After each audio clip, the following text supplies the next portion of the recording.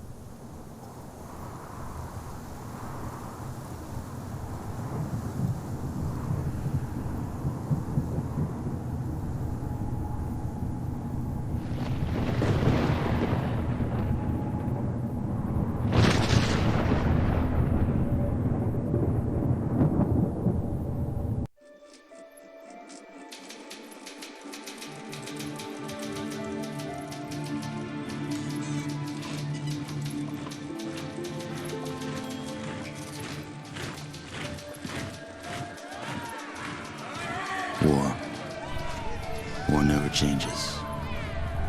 It was the inevitable result of the path humanity had chosen. Everyone who entered into the conflict expected victory.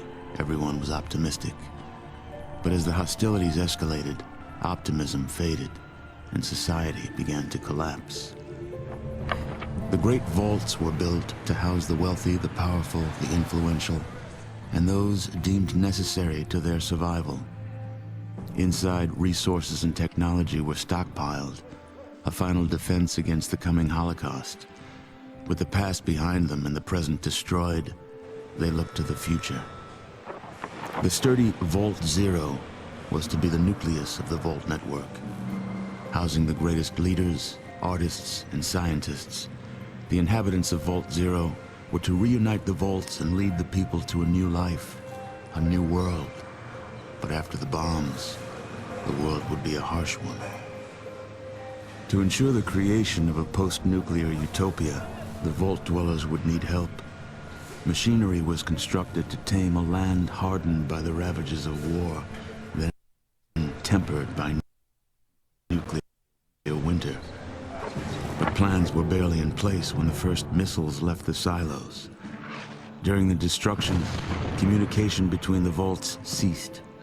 Entire vaults were lost. Those that survived were on their own.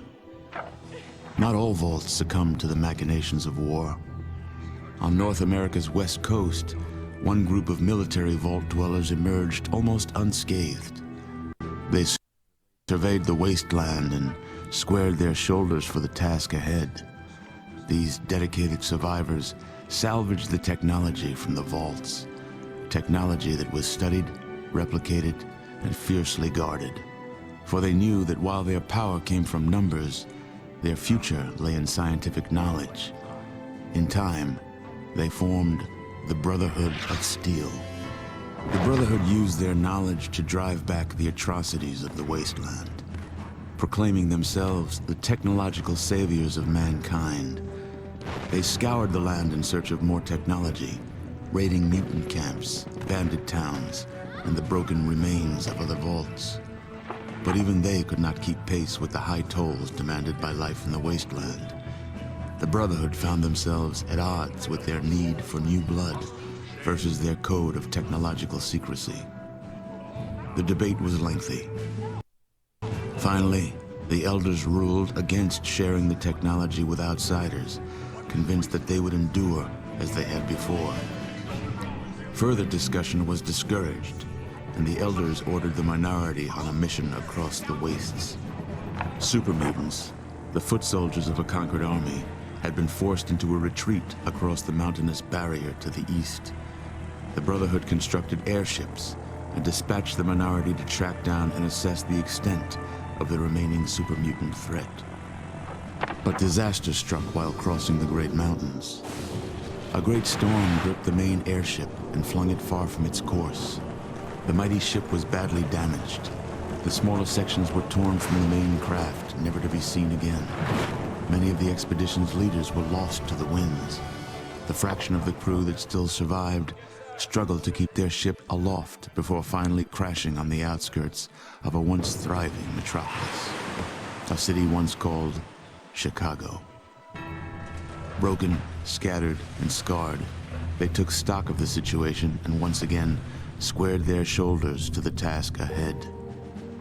The Brotherhood had much to offer the surrounding villages. They traded advanced medicines in exchange for food and labor. They traded protection from bandits in exchange for new recruits. In time, their ranks began to swell. Separated by distance and ideology from the main Brotherhood forces, the minority was free to forge a new Brotherhood of Steel, one that reflected the ideals they had strived for all along. However, one's future in the wasteland is never certain, for an old power has awakened, also bent on making this land its own. Life in the Brotherhood is about to change.